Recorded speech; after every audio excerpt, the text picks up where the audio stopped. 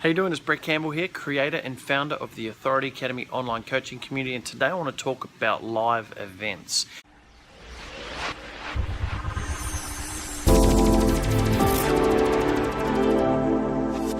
And why I believe live events are important on two levels. Number one, being the person who's actually going out there and attending different events. And then number two, the person who is actually running and putting on events where people are actually coming to see you and to learn from what it is that you know. So first things first, go back to number one here, and is the concept of you actually attending an event, you booking in an event, whether it's a free event or a ticket event, whether you are flying to another state, another country, or whatever the case is.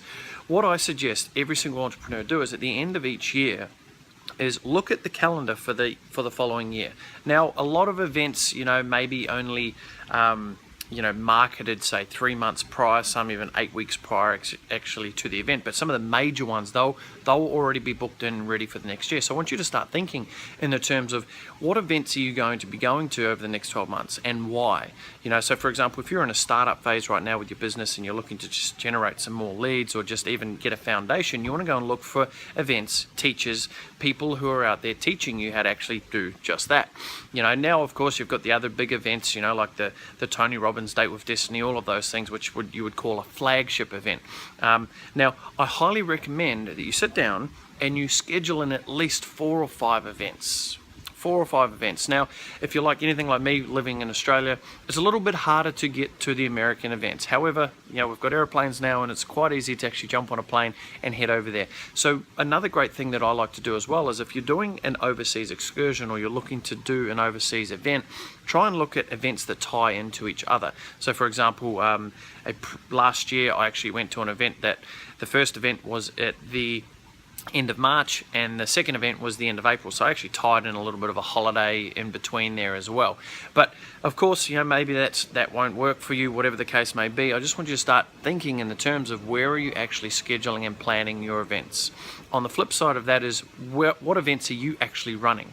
If you're knowledgeable and you're an expert and you're an authority in some key area, why are you not putting on events? Now maybe you are, maybe you're not. My challenge to you is, if you haven't yet put on an event, set a date that is comfortable for you. Okay, but don't just go, I'll do it in 12 months time, because you'll just put it to bed and you won't do anything about it. I want you to think of a date, say 6 months, 5 months time, pick the date and reverse engineer, work backwards of what you actually need to have done or set in place in order for that to happen. Okay, don't get scared about, I don't know if people will turn up, how do I even get people to my event? You're never going to get people to your event if you don't have a date set to start with, so you need to start with that first.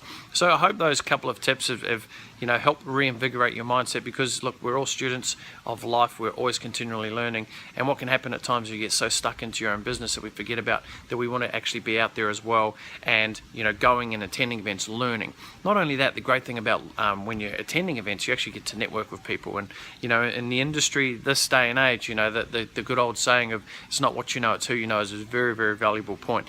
So get out there, start learning, start educating, start sharing what it is that you know with other people as well, and go out there and do your best, because that's all we can ask for, right? Do your best, go put on the event. Whether you've got 5 people to start with, my first ever event, I had like 5 people in the audience. For me it was like, whoa, it was 5 people that wouldn't be hearing my message otherwise. So think about it like that.